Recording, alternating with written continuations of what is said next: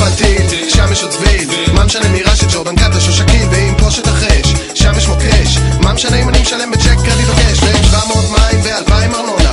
בטח שאני משתתף במבצע של שמאלה ימינה, תסתכלו לצדדים ונעשה מילואים, נשלם המיסים ונעמוד בפקקים, אותנו לא דופקים, אנחנו בטח לא פריירים, ונעשה מילואים, נשלם המיסים ונעמוד בפקקים, אותנו לא דופקים,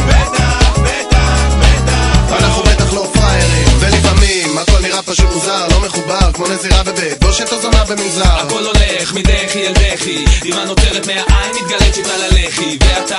אני בוכה על הכל, בוכה על כך שיכול היה להיות פה גדול, יכלה להיות הרמוניה כנסת השפעת במסגד, קניון כנסייה, הכל היה יכול להיות אחד.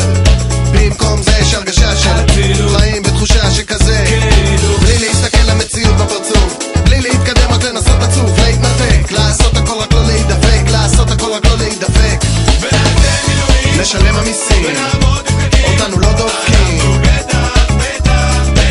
אנחנו בטח לא פריירים, נשלם המיסים, אותנו לא דופקים,